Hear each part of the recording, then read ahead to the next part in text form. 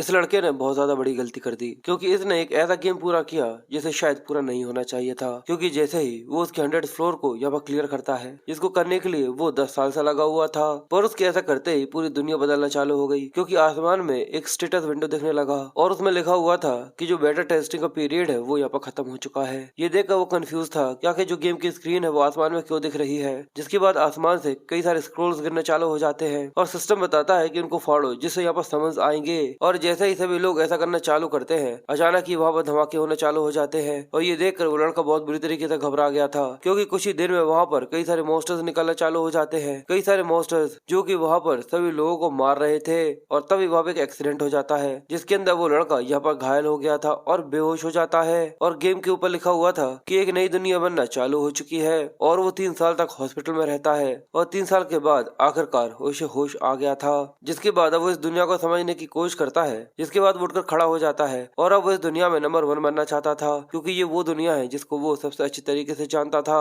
Story शुरू होती है और हमें एक एंजल के साथ कई सारे मॉन्स्टर्स और कई सारे ड्रैगन का सीन दिखाते हैं। और वहाँ पर हमें किसी को बात करता हुआ दिखाते हैं जो कि कहता है कि तुम कमीने कहीं के। जैसा कि मैंने कहा था कि इससे फर्क नहीं पड़ता कि अगर तुम कितने ज्यादा ताकतवर हो, पर मेरे सामने तुम हमेशा ही कमजोर रहोगे क्योंकि जल्दी ये 100 फ्लोर भी मैं यहाँ पर क्लियर कर दूंगा। और इसका नाम गॉड जीनू है जो की बैटल ऑफ समनर्स का नंबर 1 रैंकर है। और इसके अलावा इसे लोग BOS के नाम से भी जानते हैं जो की एक डेड गेम है। और इसकी पॉपुलैरिटी भी काफी ज्यादा कम हो चुकी है क्योंकि ये कुछ से ज्यादा ही डिफिकल्ट है। और हमें दिखता है कि कई सारे लोग जो कि उसकी चैट में यहाँ पर कमेंट कर रहे थे, जिनको दिखाकर वो कहता है जैसा कि तुम देख सकते हो मैंने कई सारे ट्रांसेंडेंट रिकॉर्ड्स बनाए और मैं इस गेम का एक लेजेंड बन गया। और वो कहता है कि बिल्कुल गॉड जीनू सच में काफी ज्यादा कमाल का इंसान है। यहाँ तक कई सारे रैंकर्स भी उसके सामने अपना सिर झुकाते हैं, पर वो अपने गेम स्क्रीन को देखते हुए कहता है कि मुझे माफ करना क्योंकि मैं थोड़ा सा बिजी हूँ और जैसे ही मैं इस लेवल को यहाँ पर क्लियर कर लेता हूँ तो मैं गेम को क्विट कर दूंगा जिससे ये काफी ज्यादा अच्छा रहे। और वो आगे कहता है कि अगर मैं तुम्हें सच बताऊं तो जो मेरी रियलिटी है वो पूरे से रूइंड है।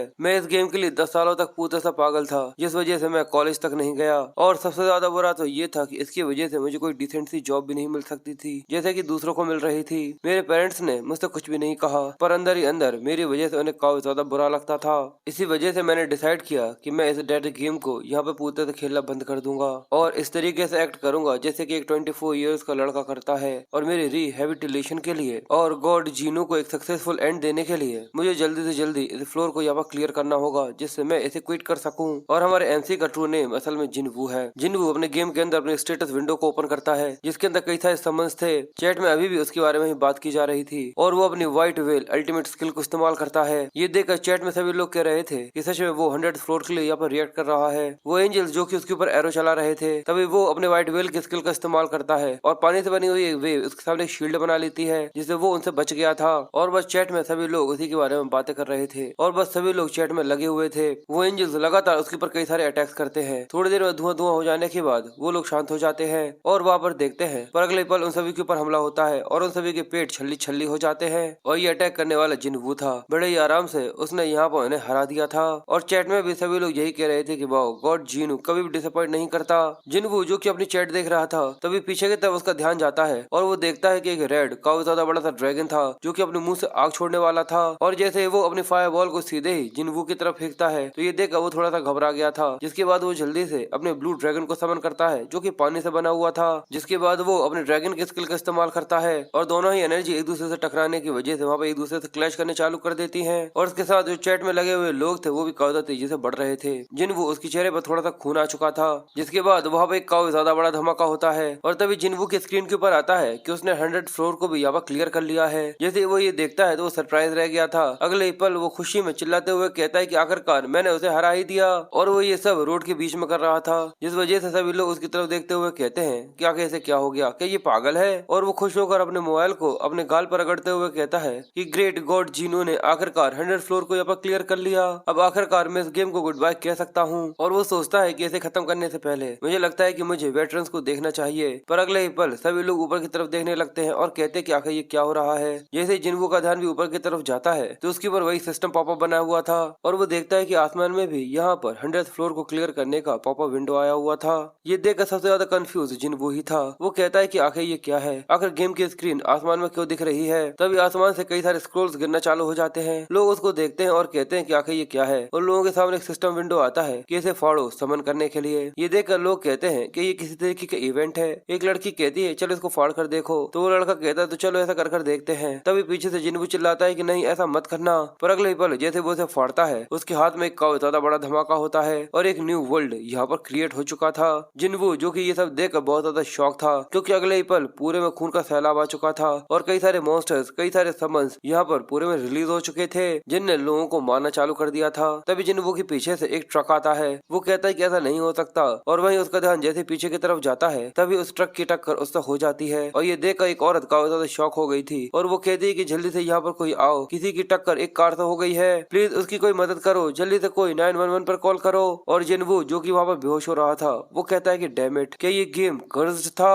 और उसकी मोबाइल विंडो के ऊपर भी वही आ रहा था कि यानी एक नई दुनिया यहाँ पर क्रिएट हो चुकी है। जिसके अगले सीन में हमें दिखाते हैं कि जिन्वू हॉस्पिटल में पड़ा हुआ था, उसके साइड में उसकी माँ बैठी हुई थी और साथ ही उसके फादर भी वहीं पर खड़े हुए थे। अगले ही पल उसका हाथ यहाँ पर हिलता है तो ये देखकर उसकी माँ शॉक रह गई थी, जिस वजह से उसके हाथ से उसकी छुरी गिर जाती है और वो उसके फादर को चिल्लाते हुए कहते हैं कि हनी जल्दी से यहाँ पर डॉक्टर को बुलाओ क्योंकि जिन्वू को होश आ चुका है। जिन्वू जिसको यहाँ पर होश आ गया था, जिसके बाद जिन्वू की माँ और फादर उसे सारी चीजें बताते हैं और सारी चीजें जानने के बाद उसकी भी आंखें फटी फटी रह गई थी। और वो कहता है कि ये न्यूज जो कि यहाँ पर मेरी आंख खुलते से ही मैंने सुनी है, सच में ये काफी ज्यादा शॉकिंग है। और शुरुआत इस चीज से हुई कि मेरे इंसिडेंट को हुए 3 साल हो चुके हैं, और दूसरी चीज जो कि मैंने आंखें बंद होने से पहले देखी थी, यानी वो गेम रियलिटी के अंदर बदल चुका है और ये मेरे डैड का समन है, यानी एक पैलेट गोलम। इसका मतलब ये कोई सपना नहीं है जो कि मैं यहाँ पर देख रहा हूँ। उसके फादर कहते हैं कि ये मेरा सामान लोड और अनलोड करने में काफी ज्यादा मदद करता है। सच में ये छोटा सा गाय काफी ज्यादा हेल्पफुल है। और जिन्वू सोचता है, और तीसरी चीज कि हाल ही की इवेंट्स को अगर फॉलो किया जाए तो जो दुनिया की रैंकिंग है और वो लोग टावर की ट्रायल्स को यहाँ पे जो क्लाइम कर रहे हैं, उसके हिसाब से साउथ कोरिया यहाँ पर गॉड जीनो को ढूंढ रही है। और एक लड़की जिसका नाम रेचल है जो कि दुनिया की नंबर 1 रैंकर है, वो कहती है कि 5 एम्परर्स अभी भी यहाँ पर उसका इंतजार कर रहे हैं। अगर वो इस दुनिया में सामने आ जाता है तो दुनिया सच में काफी ज्यादा बदल जाएगी। और वो कहता है इसका मतलब ये दुनिया अभी गॉड जीनू को ढूंढ रही है। और वो सोचता है कि अगर ये गॉड जीनू है जो कि मैं हूँ, और इसके अलावा ये नाम मुझे ये भी पता है कि आखिर ये कौन हो सकती है, रेचल। जिसके बाद वो 5 एम्परर्स के बारे में बताता है। वो कहता है कि डेफिनेटली ये रेचल उन्हीं में से है जो कि 1 हेवन और 5 एम्परर्स में से एक है। और तभी उसके सामने एक पॉपअप विंडो आता है। क्या तुम यहाँ पर अपने ट्यूटोरियल को चालू करना चाहते हो? और वो सोचता है कि सच में इसका मतलब कि ये दुनिया बैटल ऑफ द समनर्स के अंदर बदल चुकी है, वो चीज सच में रियलिटी के अंदर कन्वर्ट हो गई। ये देखकर लगभग जैसे वो पागल सा हो चुका था। उसकी माँ कहती है कि जिन्वू भले तुम्हारे लिए ये सडन है, पर तुम तुरंत ही यहाँ पर ट्यूटोरियल को चालू मत करना, तुम्हें अभी यहाँ पर आराम करने की जरूरत है। पर वो कहता है कि नहीं मॉम, मुझे जल्दी से जल्दी यहाँ पर अडेप्ट करना होगा क्योंकि मेरी बॉडी पूरी तरह से ठीक है, तो मुझे ऐसा नहीं लगता कि मुझे ज्यादा चिंता करने की जरूरत है। और साथ ही वो सोचता है अभी मुझे कुछ ज्यादा पता नहीं है और न ही मैं इस दुनिया के बारे में सही तरीके से पूरी चीजें समझा हूँ, पर फिर भी ये चीजें काफी ज्यादा पीस ऑफ केक की तरह लग रही है क्योंकि जब भी इस गेम की बात आती है तो मैं पूरी तरह से कॉन्फिडेंट हूँ कि मैं दुनिया में नंबर 1 पर पहुंच सकता हूँ। जिन्वू बताता है कि डिस्चार्ज होने के बाद मैं घर आ गया था, उसके बाद से मैंने BOS की इन्फॉर्मेशन निकालना चालू करी जो कि अब रियलिटी के अंदर बदल चुकी है। और मुझे जानने को मिला जैसे कि players battle, red, dungeon, tower of trial और उसके अलावा और भी कई सारी चीजें। गेम के सिस्टम की सारी चीजें अब सच में यहाँ पर रियलिटी बन चुकी है। इस चीज को 3 साल बीत चुके हैं और देखकर लगता है कि लोगों ने इस नई जिंदगी को जो कि समनर्स के साथ की है उसे अडेप्ट कर लिया है। पर साथ ही वो ये देखकर कहता है कि भले कुछ भी हो, पर ये लोग उतने ज्यादा स्किल्ड नहीं है जितना कि मैं हूँ। इसलिए वो खुश होकर कहता है अगर ऐसा है तो मुझे इस चीज को तुरंत ही चालू कर देना चाहिए। और उसके सामने जो सिस्टम पॉपअप था उसके ऊपर वो यस पर क्लिक कर देता है। जिसके बाद वो एक पार्क में आ जाता है और कहता है कि जैसा कि मुझे लगा था यहाँ पर और कोई भी नहीं है, और अगर मैं सोचूं कि मुझे इस तरीके की खाली जगह पर आना पड़ा, और इसकी वजह बस यही है कि मुझे नहीं पता कि आखिर यहाँ पर ऐसा कौन सा सामान है जो कि अचानक यहाँ पर अपीयर हो जाए। और ट्यूटोरियल रिवॉर्ड के अंदर मुझे 2 लो ग्रेड के समनिंग स्क्रोल मिले थे और इसके अलावा उन्होंने वार्निंग दी थी कि मुझे कोई बाहर जगह पर जाकर इसको खोलना चाहिए। और वो कहता है कि अब आखिरकार मुझे सच में ये थोड़ा सा रियल जैसा महसूस होने लगा है। और वो सोचता है कि प्लीज कोई काम की चीज निकलना। और वो कहता है कि मैं जीवन, जिसको लोग गॉड जीनू के नाम से जानते हैं, पर अगर मुझे यहाँ पर ही एक ट्रेस समन मिलता है तो मैं भी काफी ज्यादा बुरी तरीके से फंस जाऊंगा। जिसके बाद वो लो ग्रेड समनिंग स्क्रोल्स के बारे में बताता है, जैसे कि डी के लिए बस 1% होता है, ई जो कि 5% होते हैं और एफ जो कि 94% होते हैं। यानी ये वो परसेंटेजेस है जिसके हिसाब से यहाँ पर जो समन है वो यहाँ पर रिलीज होगा। और इसी वजह से वो प्रार्थना करते हुए कहता है कि प्लीज भगवान, प्लीज मुझे कुछ यूजफुल सा देना। मैं सच में काफी ज्यादा ग्रेटफुल रहूंगा कि अगर कोई एक डी नहीं बल्कि एक ई भी आ जाता है तो। और वो सोचता है कि बस कुछ काम का हो जो कि भले ई का हो। और ये सोचकर जैसे वो उसे फाड़ता है तब उसके सामने एक सिस्टम विंडो पॉपअप हो जाता है कि उसने यहाँ पे एक लो ग्रेड के समनिंग स्क्रोल को इस्तेमाल किया है और वो सोचता है कि ये यहाँ पर काम कर रहा है। अगले ही पल उसके ऊपर एक बिजली गिरती है जो देखकर वो शॉक रह गया था। वो ये देखकर घबराते हुए कहता है कि आखिर ये क्या है। उसका स्क्रोल यहाँ पर जलने लगा था और जैसे वो नीचे की तरफ गिरता है उसके अंदर से गोल्डन एनर्जी निकलना चालू होती है और सिस्टम बताता है कि उसने यहाँ पे EX रैंक के समन को ऑब्टेन किया है, विंड फेरी और एक क्यूट सी फेरी जो कि वहाँ बैठी हुई उबासी ले रही थी। और वो ये देखकर कहता है क्या ये EX रैंक, क्या इस तरीके की रैंक यहाँ पे एग्जिस्ट करती भी है। और वो फेरी जो कि उसकी तरफ ही देख रही थी वो उसको देखकर शॉक रह जाती है। वो कहती है कि क्या। वो काफी ज्यादा खुश थी और वो कहती है इसका मतलब आखिरकार मुझे यहाँ पर सच में समन कर लिया गया है। सच में ये तो काफी ज्यादा औसम है। न जाने इस चीज को कितना लंबा समय हो चुका था। और जिन्हों सोचता है क्या ये एक समन बात कर रहा है और तभी उसका ध्यान उसके ऊपर जाता है और वो गौर से देखकर कहता है कि रुको 1 मिनट के लिए। और वो उससे कहता है क्या तुम रंबा हो। जैसे वो ये सुनती है वो कहती है कि नहीं, मैं विंड फेरी हूँ। पर रुक जाओ, क्या बस केवल एक ही इंसान है जो कि मुझे इस नाम से बुलाता था, जो कि गॉड जीनू है? नहीं। और वो काफी ज्यादा शॉक रह गई थी और वो एक्साइटेड होते हुए कहती है क्या तुम गॉड जीनू हो। और ये कहकर वो उसके गले लग जाती है और रोते हुए कहती है कि गॉड जीनू, तुम्हें पता भी नहीं है कि आखिर मैंने तुम्हें कितना ज्यादा मिस किया। और वो कहता है कि बिल्कुल, अब मुझे याद आ गया, ये एक ई रैंक की समन है, विंड फेरी। और अगर मैं इसके हिडन परफॉर्मेंस को यहाँ पर रिलीज कर लेता हूँ और इसको रूइंस के साथ काफी अच्छी तरीके से इक्विप करता हूँ तो ये एक ऐसी समन है जो की काफी ज्यादा कमाल के रिजल्ट दे सकती है, जो की काफी ज्यादा कमाल के अटैक स्पीड बूस्ट के साथ। और क्योंकि हम लोग मेरे न्यूबी टाइम पर काफी लंबे समय तक साथ थे तो इसलिए उस समय पर मैंने इसको रंबा निकनेम दिया था। पर इस सबके अलावा क्या ये वो समन नहीं है जिसको यहाँ पर एक काफी ज्यादा बड़े बग की वजह से फर्स्ट ईयर के अंदर ही रिमूव कर दिया गया था। उन्होंने कहा था कि इसका जो यूसेज है वो पूरे रिस्ट्रिक्टेड कर दिया गया है क्योंकि उन्हें डिटेक्ट किया था कि इसके अंदर ओवर बैलेंस इश्यूज हैं। और उस समय पर मुझे काफी ज्यादा गुस्सा आया था क्योंकि उन्होंने एक ऐसे समन को यहाँ पर डिलीट कर दिया था जिसको 1 साल से भी ज्यादा मैंने यहाँ पर रेज किया था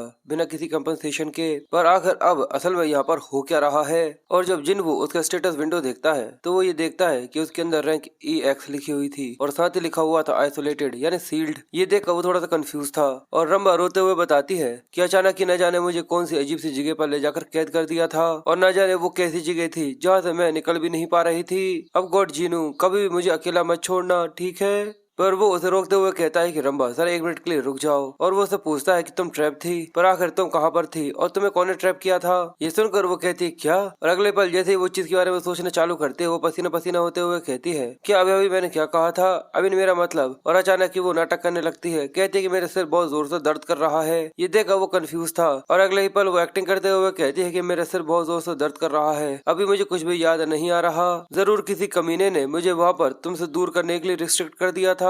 ये सुनकर वो कहता है कि सच में, तो तुम्हें जो भी याद हो चलो मुझे वो बताओ। तो ये सुनकर वो सोचती है और उसे कुछ भी याद नहीं आता। वो कहती है कि मुझे माफ करना, पर यहाँ पर ज्यादा कुछ नहीं है जो कि मैं तुम्हें बता सकूं। पर हम लोग वापस सील थे और सच में हम लोग जितनी भी कोशिश कर लेते पर हम लोग वहाँ से नहीं जा सकते थे। कई सारे प्लेयर्स ने हम लोगों को समन करने की कोशिश करी पर फिर भी कोई भी ऐसा नहीं था जो कि हम लोगों को समन कर पाया। जिन्हें वो कहता है कि आखिर तुम्हारा हम लोगों से मतलब क्या है, कि वहाँ पर और भी कई सारे समन्स हैं जो कि सील हैं। वो कहती है कि बिल्कुल, पर हम सभी लोग एक ही रूम के अंदर नहीं थे तो मुझे नहीं पता कि आखिर असल में वो कौन कौन थे, पर डेफिनेटली वो कई सारे थे और शायद लगभग वो मुझे मिलाकर 10 थे। और जिन्हों सोचता है अगर वो लोग 10 थे और तभी वो कहता है कि सच में ये काफी ज्यादा बड़ा पागलपन है, ऐसा नहीं हो सकता। वो शॉक हो गया था और वो कहता है वो 10 समन जो कि बग क्लेरिफिकेशन की वजह से वहाँ से गायब कर दिए गए थे जिन्हें मैं इस्तेमाल किया करता था और उन सभी समन्स को ऐसा क्लासिफाइड किया गया है ES रैंक्स और साथ ही सील कर दिया गया है। रंबा कहती है कि मुझे भी खुद इस चीज के बारे में सही तरीके से नहीं पता, पर अगर तुम किसी समनिंग स्क्रोल को यहाँ पर फाड़ते हो तो शायद ऐसा लगता है कि बाकी लोगों के भी यहाँ पर चांसेस है। और इस चीज को भी काफी लंबा समय हो गया है जब से मैंने एक लो ग्रेड के समनिंग स्क्रोल की आवाज सुनी हो।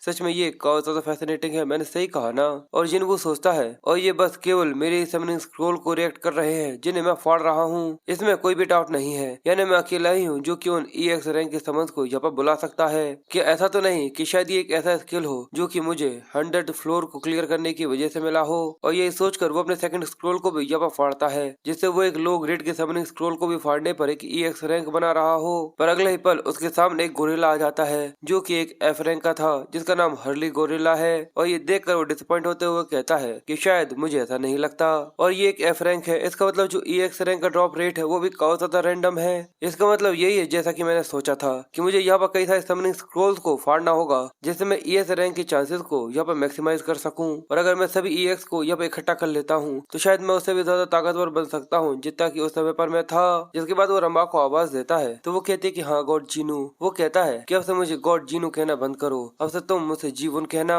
ये सुनकर वो कहती है क्या, क्यों? और वो सोचता है क्योंकि 5 एम्परर्स यहाँ पर गॉड जीनू को ढूंढ रहे हैं और पहले से ये नाम पूरी दुनिया के अंदर फैला हुआ है और इससे फर्क नहीं पड़ता कि आखिर कितने सुपीरियर है मेरी इन्फॉर्मेशन और एक्सपीरियंस। पर मुझे 3 साल के गैप के अंदर जो यहाँ पर काम हुआ है उसके बारे में कुछ भी नहीं पता, और इसलिए इन चीजों की वजह से एडवांटेज मिलेगा या फिर नहीं मुझे इस चीज के बारे में नहीं पता। और अगर मैं अभी इस चीज को रिवील कर देता हूँ कि मैं गॉड जीनू हूँ और मैं EX रैंक को भी यहाँ पर कंट्रोल कर सकता हूँ तो शायद इसकी वजह से चिढ़ और जलन की वजह से मुझे टारगेट किया जा सकता है। और वो ये सब सोच ही रहा था पर अगले ही पल पूरे में कंपन होना चालू हो जाती है, पूरी जगह यहाँ पर कपकपाने लगी थी। ये देखकर वो कंफ्यूज था कि आखिर अचानक यहाँ पर क्या हो रहा है। ये देखकर वो दोनों भी थोड़े से डर से गए थे। सिस्टम पॉपअप आता है कि चलिए नेक्स्ट स्टेप की तरफ आगे बढ़ते हैं और उसके सामने एक बेसिक डंजन था जो कि बिगिनर्स के लिए क्रिएट किया गया है। ये देखकर वो कहता है कि रुको, क्या अभी? डैम इट, कि सच में मुझे अभी यहाँ पर अंदर जाना जरूरी है। इस सब के बाद भी कि मैंने कई सारे डंजन्स को यहाँ पर कॉन्कर किया है पर फिर भी ये गेम अब रियलिटी के अंदर है जो कि पहले से काफी ज्यादा अलग है। सच में मुझे थोड़ा सा शांत रहने की जरूरत है क्योंकि सच्चाई तो यही है कि मैं काफी ज्यादा डरा हुआ हूँ, पर ऐसा भी नहीं है कि मुझे डायरेक्टली जाकर वहाँ पर फाइट करनी है। और ये सब तो बस केवल एक डंजन ट्यूटोरियल है। इसलिए जब सिस्टम उसका नाम लेगा उससे कहता है कि प्लीज इसके अंदर जाइए, तो वो भी हिम्मत करते हुए कहता है कि मुझे इस चेंजिंग रियलिटी को यहाँ पर जल्दी से जल्दी अडेप्ट करना होगा। और जैसे ही वो उस डंजन के अंदर जाता है तभी उसके सिर पर एक पानी की बूंद गिरती है और वो ये देखकर सरप्राइज था। वो अपने आसपास देखते हुए कहता है क्या मैं डंजन के अंदर आ चुका हूँ? सच में ये थोड़ा सा क्रीपी सा लग रहा है। जिसके बाद उसके सामने सिस्टम पॉपअप आता है तो वो कहता है कि अच्छा यानी ये शुरुआत है और डंजन के अंदर लड़ने के लिए तुम्हें अपने समन्स के साथ एक टीम बनानी होती है और एक टीम के अंदर मैक्सिमम समन्स केवल बस 5 हो सकते हैं। तो क्या तुम ये चाहते हो कि जो तुम्हारी विंड फेरी है और हैरी गोरिल्ला है वो तुम्हें असाइन करे? और ये देखकर वो सोचता है कि नॉर्मली जब किसी भी डंजन को यहाँ पर क्लियर करने की सक्सेस रेट को यहाँ पर बढ़ाना होता है तो कम से कम तुम्हें अपनी टीम को मैक्सिमम रेट पर यहाँ पर बढ़ाना चाहिए। पर बस यहाँ पर केवल 2 समन्स के साथ आना देखकर काफी ज्यादा रेकलेस लगता है, पर सही स्ट्रेटेजी के साथ लगता नहीं है कि ये चीज पूरे से इम्पॉसिबल है। और इसे मैं लगभग 1000 बार नहीं लगभग 10,000 बार से भी ज्यादा इस्तेमाल कर चुका हूँ और ये सारी की सारी स्ट्रेटेजी अभी मेरे दिमाग के अंदर चल रही है। इसके बाद वो अपने दोनों समन्स को यहाँ पर रिलीज करता है और साथ ही सोचता है तो चलो देखते हैं कि आखिर इस ट्यूटोरियल डंजन का जो मॉन्स्टर है आखिर वो कितना ज्यादा ताकतवर है। तभी वो अपने सामने की तरफ देखता है और तब उसको साइड में से ग्राउल करने की आवाज आती है। वो घबरा कर साइड में देखता है और उसके सामने एक ग्रे बुल्फ था और उसे इस केव से निकलने के लिए इस ग्रे बुल्फ को हराना था। ये देखकर वो थोड़ा सा घबराते हुए सोचता है कि एक F रैंक का ग्रे बुल्फ, जिसके बाद प्लेयर के लिए एक प्रोटेक्टिव शील्ड यहाँ पर जनरेट हो जाती है। ये देखकर वो कहता है अच्छा यानी BOS की जो प्लेयर प्रोटेक्टिव सिस्टम है वो यहाँ पर काफी अच्छी तरीके से इम्प्लाई हो चुका है, भले ये रियलिटी हो। और वार्निंग आती है कि अगर किसी भी समन ने तुम्हारे ऊपर बिना प्रोटेक्टिव शील्ड के अटैक कर दिया तो शायद तुम मर सकते हो। और वो सोचता है कि अगर मैं यहाँ पर फेल हो जाता हूँ तब भी कम से कम मुझे इस गेम को यहाँ पर खत्म करना होगा। और वो उस भेड़िए को देखता है जो कि उसके सामने ग्राउल करते हुए आ रहा था। ये देखकर वो अपने गोरिल्ला से कहता है कि जल्दी जाओ और उसके ऊपर हमला करो, पर वो थोड़ा सा ही आगे बढ़ने के बाद वहाँ पर ग्राउल करने लगता है। सच में ये सीन काफी ज्यादा फनी था। इसकी वजह से जिन को काफी ज्यादा शौक रह गया था और परेशान होते हुए कहता है कि ये कुछ जरूरत से ज्यादा ही स्लो है और इसलिए वो रंबा से बफ देने का कहता है और सोचता है कि इतना तो मैंने एक्सपेक्ट किया था। वो कहती है कि ठीक है। जिसके बाद वो अपने मैजिक को कास्ट करती है और वो गोरिल्ला उसके ऊपर बफ आने की वजह से पहले से वो काफी ज्यादा ताकतवर महसूस करने लगा था और अब उसकी स्पीड भी पहले से काफी ज्यादा बढ़ गई थी। और ये देखकर वो कहता है कि जैसा कि मुझे रंबा से एक्सपेक्ट करना चाहिए था। और वो बुल्फ को भी देखता है जो कि आगे बढ़ रहा था, जिसे देखकर जीवन सोचता है कि सच में ये गेम के अंदर हमेशा से इतनी ज्यादा बड़ी थी। पर ये चीज तो पक्की है कि जो ये गोरिल्ला है वो उसके सामने बिल्कुल भी नहीं हारेगा। उस डेटा के हिसाब से जिसको मैं जानता हूँ इसको हारने का तो यहाँ पर कोई सवाल ही पैदा नहीं होता। और जैसे वो दोनों यहाँ पर आकर टकराते हैं उन दोनों के बीच में काफी जोर से लड़ाई होना चालू हो जाती है। खून खराबा पूरे में होने लगा था और तभी वुल्फ उसके हाथ पे आकर काट लेता है और उसे नीचे की तरफ गिरा देता है। वो गोरिल्ला जोर जोर से चिल्लाकर उसके बालों को पकड़े हुए था। ये देखकर जिन को घबराते हुए जल्दी से रंबा से कहता है कि जल्दी से उसे बफ दो, तो वो कहती है कि मैं अपनी पूरी मेहनत करने में लगी हुई हूँ। जिसके बाद फिर से उसके अंदर एनर्जी आ जाती है और वो एक जोरदार मुक्का बनाकर सीधे उसके मुंह पर दे मारता है। इस अटैक की वजह से उसे काफी ज्यादा नुकसान होता है और वो ग्रे बुल्फ पीछे जाकर गिर जाता है। जिसके बाद रंबा उसके ऊपर और भी ज्यादा बफ देते हुए कहती है तो चलो इसको जल्दी से एक आखिरी ब्लो देकर खत्म करो। और वो गोरिल्ला जंप कर ग्रे बुल्फ के ऊपर आकर कूदता है जिसकी वजह से उसके मुंह से खून निकलने लगा था। जिसके बाद वो जोर जोर से अपने पंचित के साथ उसकी हड्डी पसली अलग अलग करने लगता है और कुछ ही देर में वहाँ पर पूरे में शांति छा जाती है। और ये देखकर वो दोनों भी सरप्राइज और शौक से रह गए थे क्योंकि वो ग्रे वुल्फ यहाँ पर मारा गया था। जिसके बाद वो गोरिल्ला रोर करता है और ये देखकर वो दोनों खुश होते हुए कहते हैं कि आखिरकार हम लोग यहाँ पर जीत गए। और डंजन क्लियर होने की वजह से उसे रिवॉर्ड मिलता है जैसे स्ट्रेंथ के 2 रूइंस। और वो सोचता है कि आखिरकार मैंने यहाँ पर सर्वाइव कर लिया। जिसके बाद सीन शिफ्ट होता है और हमें सिटी के अंदर का सीन दिखाते हैं। एक की आवाज आती है कि शुक्रिया, अगली बार मिलेंगे। जिसके बाद पैसे गिनते हुए हमें एक लड़की का हाथ दिखाते हैं जो कि कहती है कि सच में जैकपॉट लग गया, मैंने तो बस एक दिन के अंदर 2 लाख युआन कमा लिए। और इसका नाम बेक आजिन है और ये जिन्वू की छोटी बहन है। और वो बताती है कि 3 साल पहले जब ये दुनिया बदली थी तब मैंने एक काफी अच्छी जॉब ढूंढ ली थी जो एक रूइन फार्मिंग प्लेयर की थी, जिसके लिए मैं लो लेवल डंजन्स के अंदर जाती हूँ और उसके अंदर प्रॉफिट बनाने के लिए रूइंस को बेचती हूँ जो कि काफी ज्यादा अच्छे प्लेयर्स होते हैं। और हमारी फैमिली की कंडीशन मेरे भाई के एक्सीडेंट की वजह से काफी ज्यादा खराब हो गई थी, इसलिए मैंने एक प्लेयर बनने का डिसाइड किया। और चमत्कार की बात तो ये थी कि जब मैं डंजन के अंदर रूइंस ढूंढ रही थी तभी मुझे एक इंटरमीडिएट ग्रेड का समनिंग स्क्रोल मिल गया और उसके अंदर भी बस केवल 1% जो ड्रॉप रेट होता है वो सी रैंक के समन का होता है। और उस समय पर मैं काफी ज्यादा लकी थी जिसकी वजह से मुझे एक सी रैंक का शैडो एल्फ मिल गया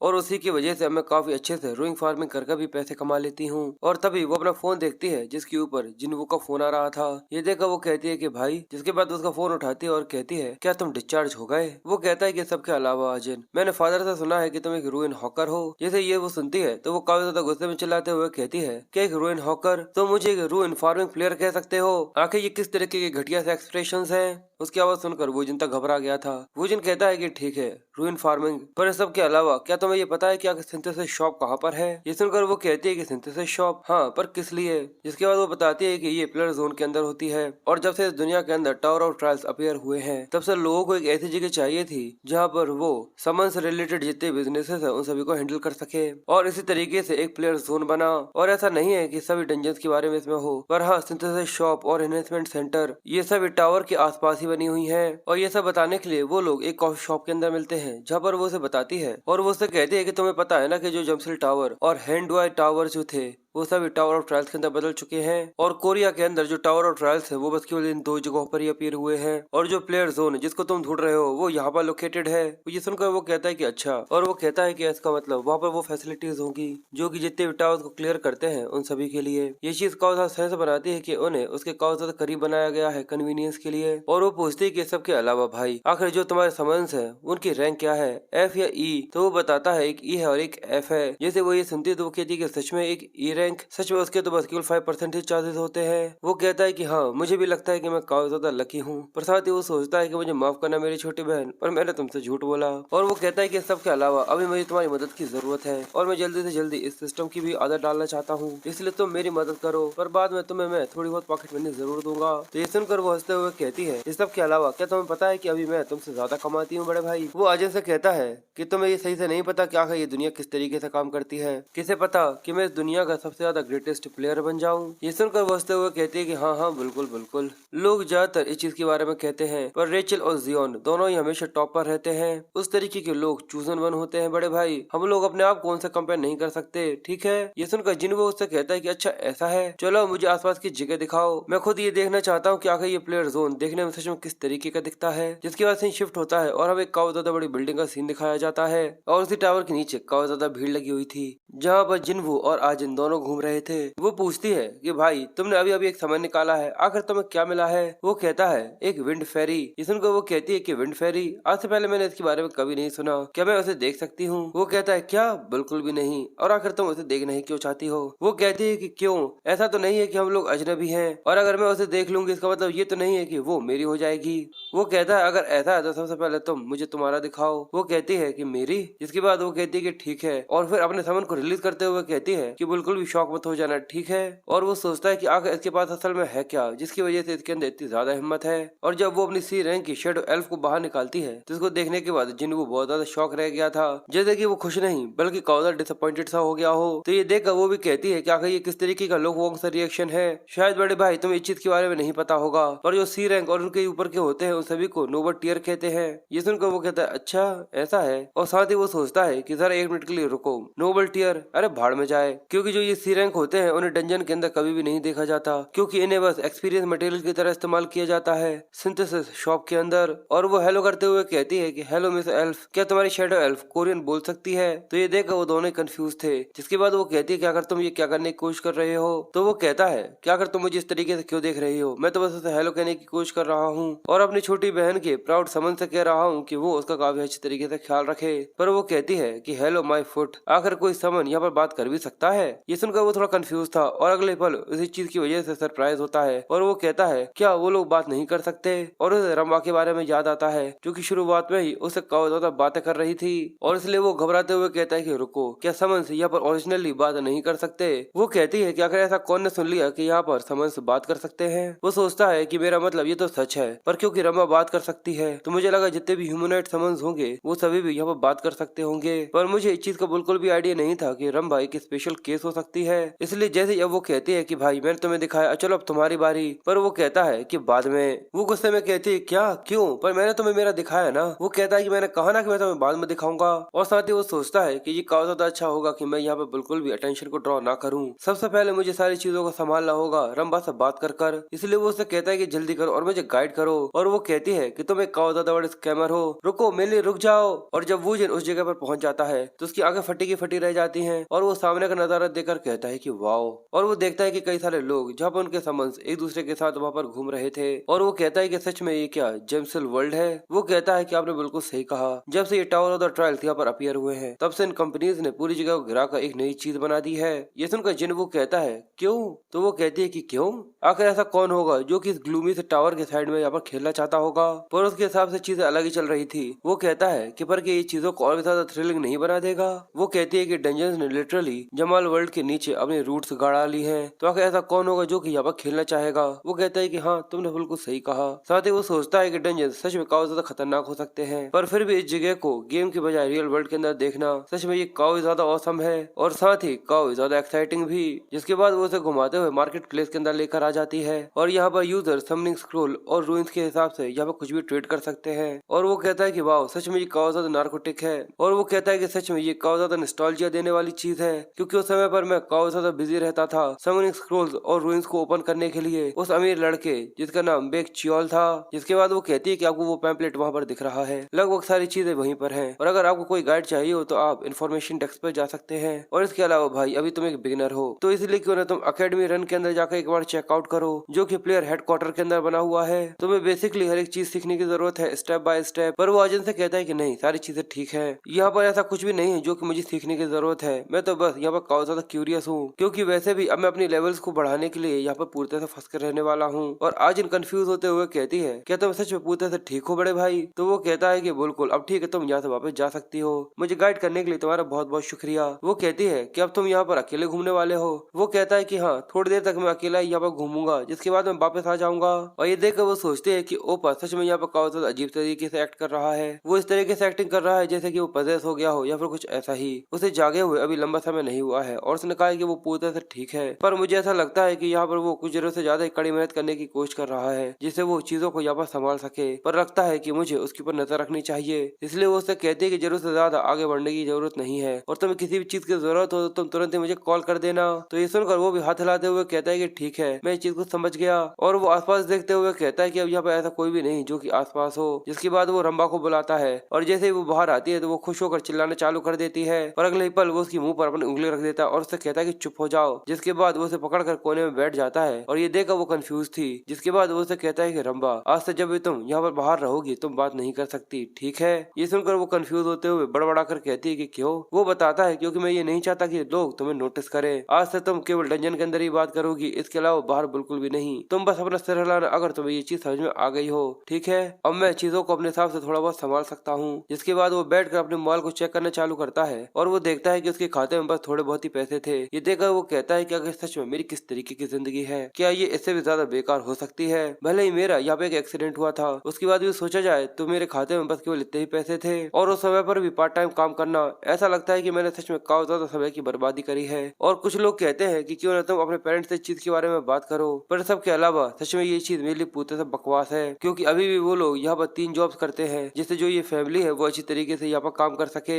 और मैं ये सोचूं कि मैं अपने पेरेंट्स के ऊपर रिलाई करूं और अगर मैं सच में मैं ऐसा ही करता हूँ तो मैं कोई इंसान नहीं हूँ। इसका मतलब मुझ में और किसी जानवर में कोई भी अंतर नहीं रहेगा। पर सबके अलावा अगर अब मुझे सारी चीजों को शुरुआत से शुरू करनी होगी तो शायद मुझे वो करना चाहिए। और यही रीजन था कि मैं गॉड जीनो था, जो कि किसी से भी कंपेयर नहीं किया जा सकता। और उसकी वजह यही थी कि मैं एक F2P रैंकर था। और ये चीज सच है कि वो एक कचरा गेम है, उसके अंदर पैसे दो जिससे वो एलिमेंट्स को सर्व करता था। चियोल ने मुझे बताया था कि उसने 300 मिलियन युआन उसके अंदर स्पेंड करे थे और मैं उसके अंदर एक भी सिंगल पैसा दिए बिना भी काफी ज्यादा ऊपर तक ग्रो कर गया था। तो क्या तुम्हें ऐसा लगता है कि मैं अभी ऐसा नहीं कर सकता क्योंकि ये रियलिटी के अंदर आ चुकी है? तुम बस बैठो और इस चीज को देखो कि किस तरीके से मैं फिर से उस जगह पर पहुंच जाऊंगा। पर अगले ही पल उसके खाते में यहाँ पर 5 लाख युआन आ जाते हैं। ये देखने के बाद उसकी आंखें फटी की फटी रह जाती हैं और वो शौक होते हुए कहता है कि आखिर ये क्या है, आखिर अचानक इतने सारे पैसे मेरे खाते में कहाँ से आ गए। मुझसे ये मत कहना कि ये किसी तरीके का कोई न्यू प्लेयर बेनिफिट है या फिर कुछ ऐसा ही। पर तभी उसके बाद उसकी मॉम का मैसेज आता है कि आजन ने मुझे तुम्हारे बारे में बताया था कि तुम काफी ज्यादा कड़ी मेहनत कर रहे हो और मैं तुम्हारी पर्सनैलिटी के बारे में जानती हूँ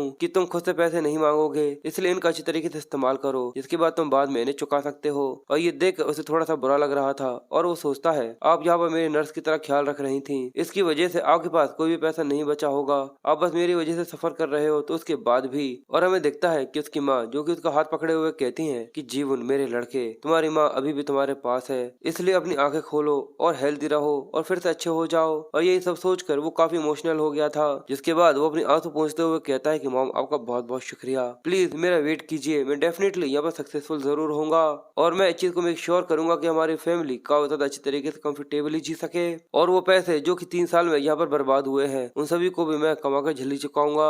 और इसलिए अगर मैं आगे बढ़ना चाहता हूँ तो यहाँ पर हर एक मिनट हर एक सेकंड काफी ज्यादा स्पेशल है, काफी ज्यादा प्रीशियस है। और अगर मैं यहाँ पर सबसे ज्यादा बेस्ट बनना चाहता हूँ तो मुझे इसके हर एक हिस्से के ऊपर यहाँ पर एक्ट करना होगा। और अगर मैं इन मटेरियल्स को यहाँ पे इकट्ठा करना चाहता हूँ जिससे मैं काफी ज्यादा तेजी से यहाँ पर आगे बढ़ सकूँ तो मुझे इन डंजन्स को यहाँ पर क्लियर करना होगा, जिनके लिए जिन्वू 3 यहाँ पर लो रैंक के समनिंग स्क्रॉल्स को परचेज करता है और लेकर एक ही साथ उनको फाड़ देता है और सोचता है कि सबसे पहले मुझे यहाँ पर एक टीम बनानी होगी। और उसके 3 समन जिनमें से 2 F रैंक के होते हैं और एक पॉइजन लेजर्ड जो कि E रैंक का होता है। इसको देखकर वो थोड़ा सरप्राइज था और वो कहता है कि मुझे एक और E रैंक मिल गया, सच में मैं काफी ज्यादा लकी हूँ। और वो सोचता है कि अगर मैं यहाँ पर रंबा को भी एक E रैंक काउंट करूँ तो इसका मतलब तो यही है कि जो 5% होती है उसे मैंने केवल बस 5 पुल्स के अंदर ही यहाँ पर 2 बार इस्तेमाल किया। और इसके अलावा जो पॉइजन लेजर्ड होती है वो काफी ज्यादा कॉस्ट इफेक्टिवनेस होती है और इसको तो मैं कुछ समय के लिए इस्तेमाल करूंगा, जिसके बाद इसको दूसरी तरह से इस्तेमाल कर सकता हूँ। पर चलो ये अच्छा है कि अब मेरे पास मेरी एक टीम हो चुकी है, अब बस मुझे समझ को ही पुल करना है, जिसके बाद सिचुएशन के हिसाब से यहाँ पर रूइंस देने हैं, फाइट करना है और अपना लेवल अप करना है। और अगर मैं दूसरी भाषा में कहूँ तो मुझे रूइंस फार्मिंग करनी है, हंट करना है, समनिंग स्क्रॉल्स को फाड़ना है और बस केवल इतना ही है जो कि BOS के अंदर ग्रो करने के लिए काफी है।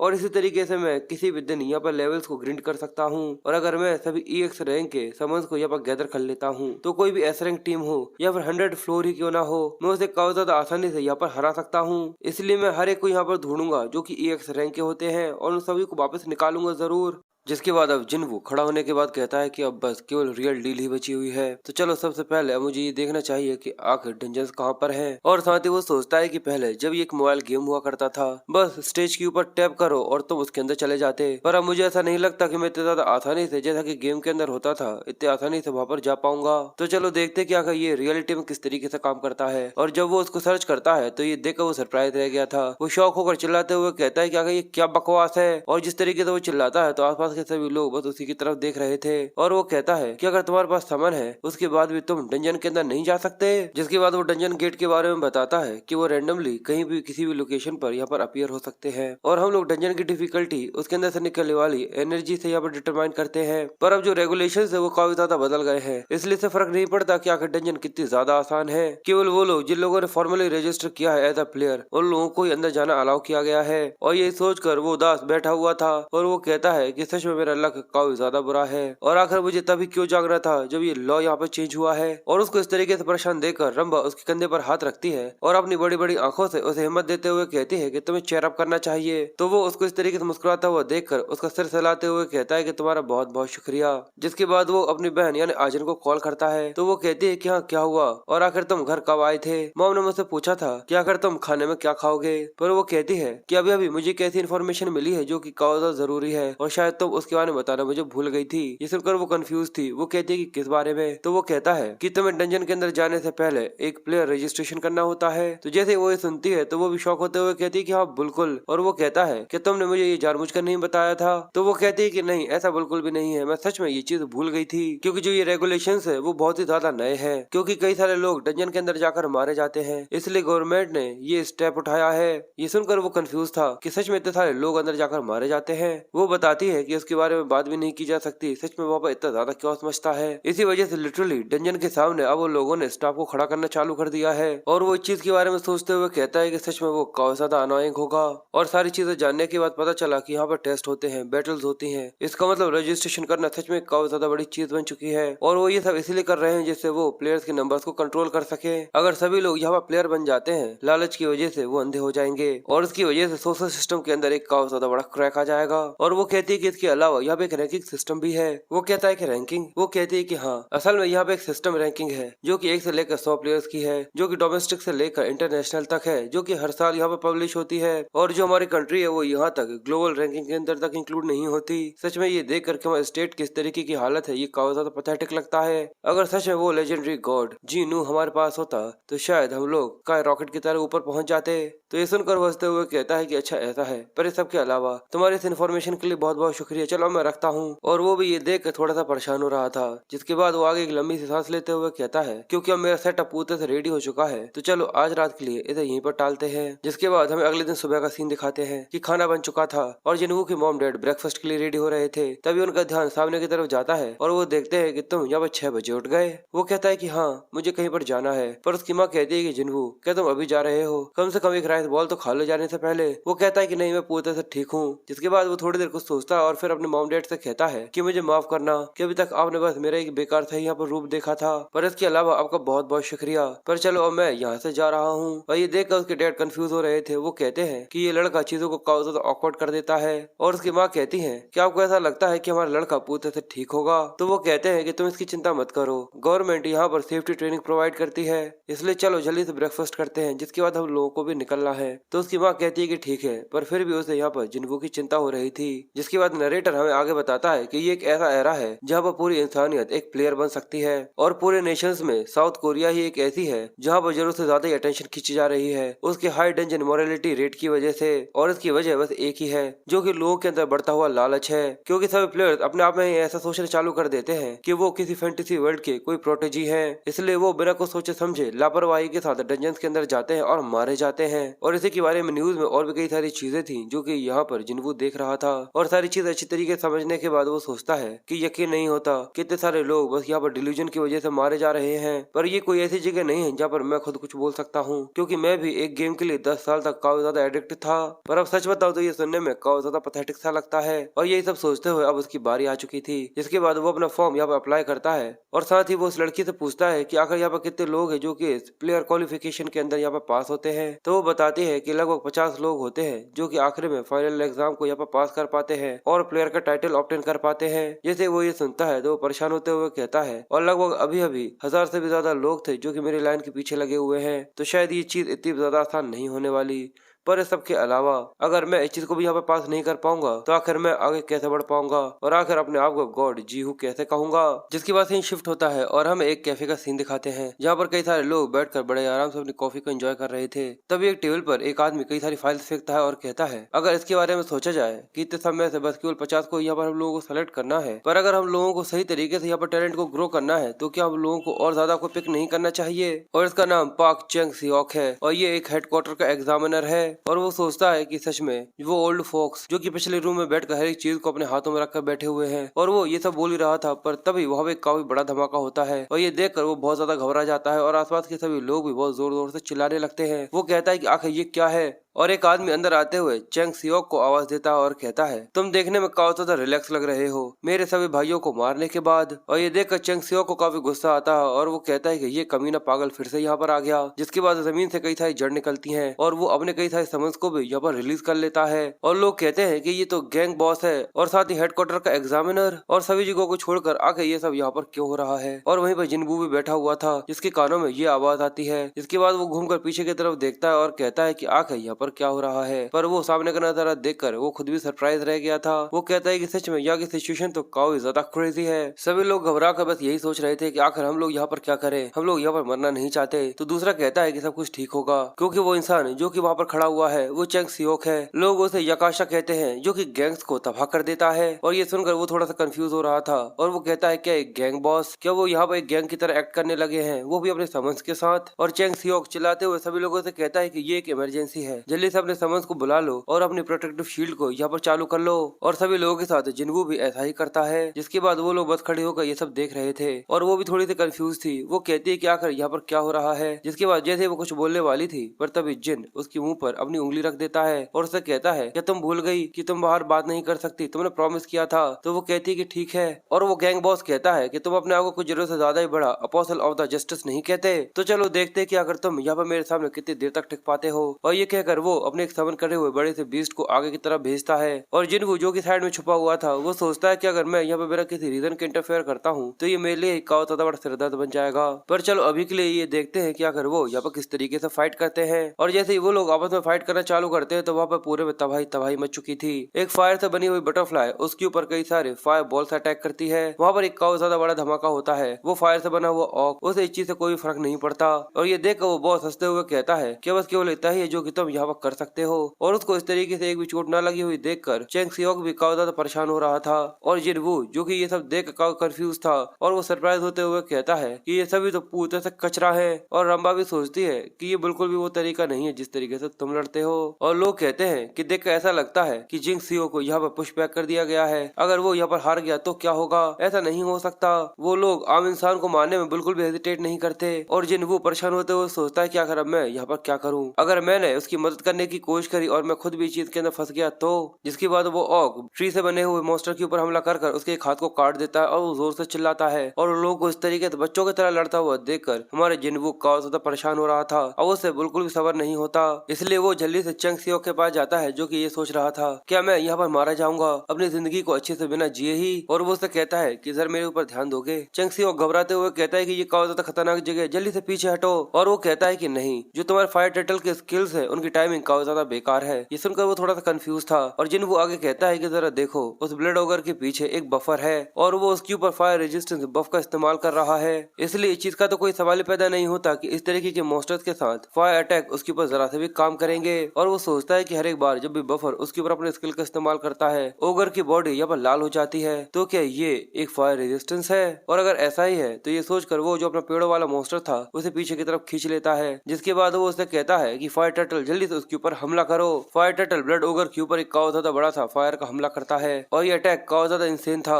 और ये देखकर वो खुश होते हुए कहता है कि सच में ये काम कर गया। और वो गैंग का बॉस ये देखकर घबराते हुए कहता है कि आखिर ऐसा कैसे हो सकता है, आखिर तुम्हें इस चीज के बारे में कैसे पता चल गया। और वो देखता है कि जमीन के अंदर से कई सारी बेलें निकलती हैं जिसने उस बफर को यहाँ पर पकड़ लिया था, जिस वजह से वो यहाँ पर हार जाता है। और वो बॉस ये देखकर कहता है कि आखिर तुमने ऐसा कैसे किया। जिसके बाद वो लगातार उसके ऊपर कई सारे अपने फायर से अटैक करना चालू करता है और जितने भी अपने फायर समन्स थे उन सभी से अपने काफी ज्यादा पावरफुल अटैक्स उनके ऊपर करना चालू कर देता है। और कुछ ही देर में उसके जितने भी समन्स थे, जितने भी मॉन्स्टर्स थे, वो सभी यहाँ पर हार जाते हैं और फिर से यहाँ से गायब हो जाते हैं। ये देखकर वो हैरान होते हुए कहता है कि आखिर ऐसा कैसे हो सकता है, रुक जाओ मैं अपने आप को सरेंडर करता हूँ, मैंने काफी ज्यादा बड़ी गलती करी है। पर वो नीचे से कई सारे बेले निकालता है और उसे यहाँ पर जकड़ लेता है। और वो गैंग का बॉस घबराते हुए कहता है कि प्लीज मुझे बख्श दो, मैं अब कभी भी फिर से गुंडों की तरह कोई भी काम नहीं करूंगा। पर वो कहता है कि चुप हो जाओ, तुम्हें पता है कि गैंग मेंबर्स को तुरंत एग्जीक्यूशन दिया जा रहा है। वो घबरा कर कहता है कि नहीं प्लीज मेरे साथ ऐसा मत करना। पर चेंग सियोक कहता है कि बिल्कुल तुम्हारे साथ यही होगा। और जैसे वो चुटकी बजाता है तो उसका मॉन्स्टर उस आदमी को यहाँ पर तुरंत ही कुचल कर खत्म कर देता है। सभी लोग जो कि ये सब देख रहे थे उन्हें उस मौत से कोई भी फर्क नहीं पड़ता। पर वो कहते हैं कि ये खत्म हुआ,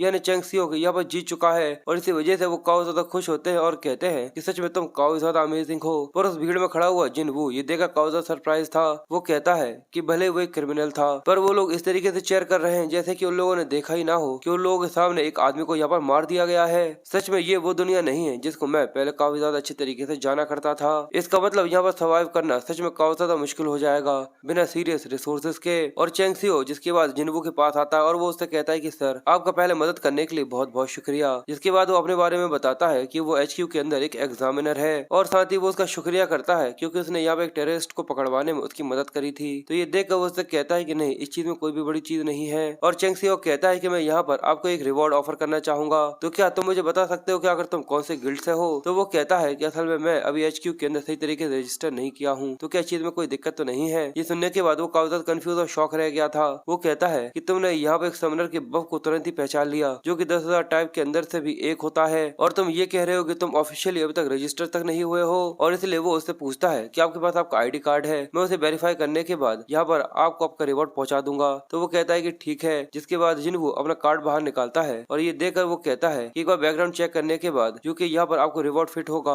मैं आपको यहाँ पर दे दूंगा। ये देखकर वो काफी ज्यादा खुश होता है और कहता है कि ठीक है, अगर ऐसा है तो ठीक है, मैं यहाँ से जा रहा हूँ। और चेंग सियोक जो देखकर काफी ज्यादा कंफ्यूज था, तभी वो किसी को कॉल करता है और वो कहता है कि ये मैं हूँ, असल में मैंने यहाँ पर तुम्हें एक डाटा भेजा है। और वो कहते हैं कि अच्छा ये जिनवू का है, चलो मैं इसके बारे में देखकर तुम्हें बताता हूँ। जिसके बाद जिनवू घूमते हुए पार्क के अंदर आ गया था और वो अपने पास से एक स्वीट ब्रेड निकालता है और कहता है कि ये तुम्हारे लिए है। सच में ये काफी ज्यादा फ्रस्ट्रेटिंग होगा क्योंकि तुम यहाँ पर बात नहीं कर पा रही हो। और वो उस क्रीम ब्रेड को देखकर काफी ज्यादा खुश हो जाती है और ये देखकर वो भी सोचता है कि सच में ये कुछ जरूरत से ज्यादा ही सिंपल है। मैंने ये तक सुना है कि जो दूसरे प्लेयर्स है वो यहाँ तक अपने समझ के साथ आर्ग्यू करते हैं, पर रंबा के साथ ये चीज काफी ज्यादा आसान है। बस केवल एक क्रीम ब्रेड हर एक चीज को यहाँ पर सॉल्व कर सकता है। पर इन सब के अलावा अभी सारी चीजें ठीक है। मैंने सही कहा ना, मैंने पहले प्लान नहीं किया था कि मुझे आगे बढ़ना चाहिए, पर अगर उस समय पर मैं आगे नहीं बढ़ा होता तो शायद उस जगह पर सभी लोग वहाँ पर मारे जाते। सच में ये दुनिया काफी ज्यादा बदल चुकी है, उससे भी ज्यादा जितना कि मैंने सोचा था। और साथ ही वो परेशान होते हुए कहता है कि अभी तो मैं यहाँ पर हंटी भी नहीं कर सकता,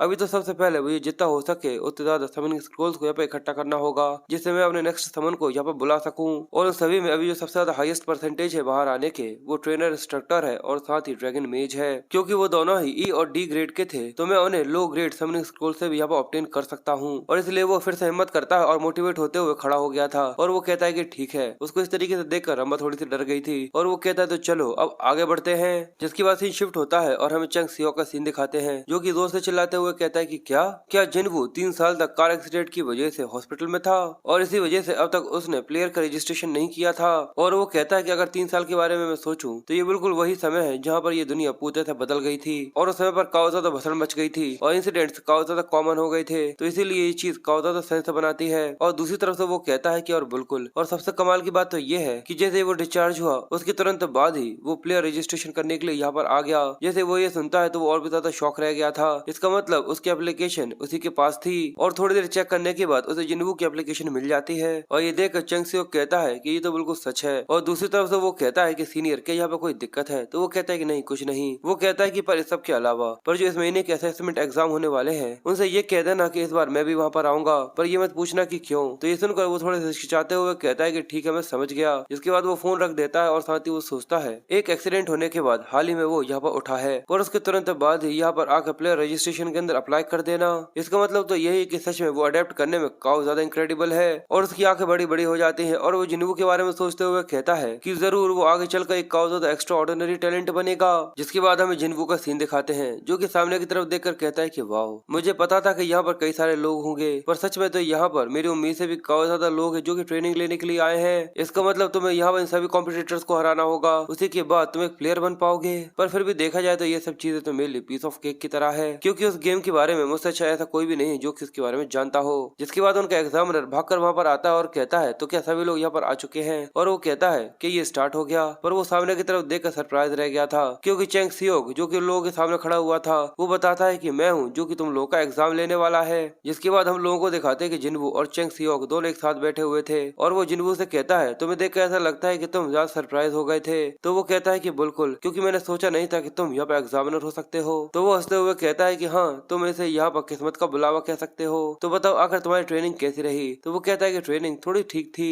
और वो क्लास के बारे में याद करता है जहाँ पर वो लोग एक पैटर्न बता रहे थे जो कि रिटन एग्जाम में आने वाला है, और जब भी तुम अपने समझ के कॉम्बिनेशन को यहाँ पर कंसिडर करते हो तो यही वो कॉम्बिनेशन है जो कि तुम्हें इस्तेमाल करना चाहिए। और ये देखकर वो गुस्से में सोचता है कि ऐसा नहीं हो सकता, ये तो वही कॉम्बो है जो कि मैंने पूरे में फैलाया था। हे, सबसे पहले मेरी परमिशन लो उसको यहाँ पर इस्तेमाल करने से पहले। और वो मुस्कुराकर कहता है कि ये तब ज्यादा बुरा नहीं था। तो ये सुनकर वो भी खुश होता है और कहता है कि ये मुझे अच्छा लगा, पर जिनवू एक और दूसरी वजह है जिस वजह से मैंने तुम्हें यहाँ पर बुलाया है, ये उस रिवॉर्ड के बारे में है जो कि पिछली बार मैंने तुमसे कहा था। पर सबसे पहले मैं यहाँ पर तुमसे कुछ चीज पूछना चाहता हूँ। तो वो कहता है कि हाँ पूछो। तो वो कहता है कि जिनवू, क्या बाई चांस तुम एक गेमर हो? तो ये सुनकर वो कहता है कि एक गेमर? वो कहता है कि वो गेमर्स जिन लोगों ने बैटल ऑफ द समनर्स को अपने पास्ट में खेला था, क्योंकि इससे फर्क फर्क नहीं पड़ता कि आखिर तुमने कितने लंबे समय तक उसे खेला था, पर जिन लोगों ने उसे खेला था वो लोग अपने आप को गेमर्स कहते हैं और 70% कोरिया के अंदर जितने भी गेमर्स हैं वही सभी असल में रैंकर बन पाए हैं। ये सुनकर वो सोचता है कि अच्छा ऐसा है, और साथ ही वो कहता है मुझे ऐसा लगा नहीं था कि ये चीज इतनी ज्यादा अजीब सी हो सकती है कि जिसने वो गेम नहीं खेला है वो भी इस चीज के बारे में जानता है। और वो उससे कहता है कि हाँ बिल्कुल मैंने उसे खेला था। ये सुनकर वो खुश होते हुए कहता है कि मुझे लगा ही था, और आखिर कितने लंबे समय तक तुमने वो खेला था। और वो सोचता है कि वो एक बेकार सा गेम था जिसके अंदर कोई खास प्लेयर्स भी नहीं थे,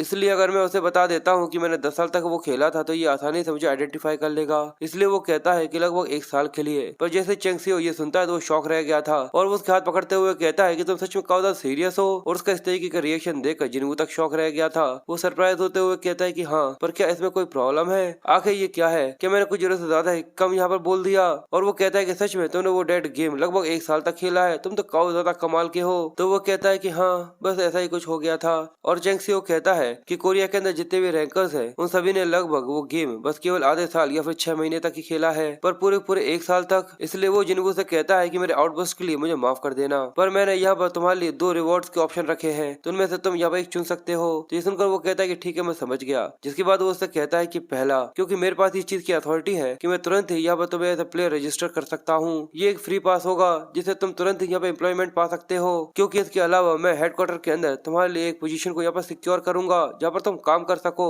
और इसके अलावा दूसरा ऑप्शन जिसके अंदर मैं तुम्हें एक कैश रिवॉर्ड दूंगा जो कि 5 मिलियन युआन का होगा। और वो सोचता है कि अगर सेकंड ऑप्शन पर वो इस तरीके के ब्लैंक एक्सप्रेशन क्यों दे रहा है, पर चेंग से वो सोचता है कि वो जरूर यहाँ पर फर्स्ट ऑप्शन ही चुनेगा, इसलिए वो काफी ज्यादा खुश हो रहा था। और वो न जाने यहाँ पर क्या क्या चीजें सोच लेता है। पर तभी जिन वो उससे कहता है कि मैं पैसे लूंगा, और जैसे ही वो ये सुनता है तो उसके एक्सप्रेशन पूरे से बदल गए थे। वो कहता है कि तुमने क्या कहा? वो कहता है कि मैं यहाँ पर पैसे लूंगा। चेंग से वो कहता है कि पर प्लेयर रजिस्ट्रेशन को काफी लंबा समय लगता है। वो कहता है कि मैं आपकी कंसर्न के लिए काफी ज्यादा अप्रिशिएट करता हूँ, पर मुझे इस चीज में कोई दिक्कत नहीं, क्योंकि मैं रजिस्ट्रेशन खुद से भी यहाँ पर हैंडल कर सकता हूँ। और इसके अलावा मेरी कोई भी इंटेंशन नहीं है कि मैं हेडक्वार्टर को यहाँ पर ज्वाइन करूँ। वैसे भी मैं यहाँ पर अपने समझ को ढूंढने के लिए काफी ज्यादा बिजी हूँ, इसलिए मैं यहाँ पर जरा सा भी समय बर्बाद करना अफोर्ड नहीं कर सकता।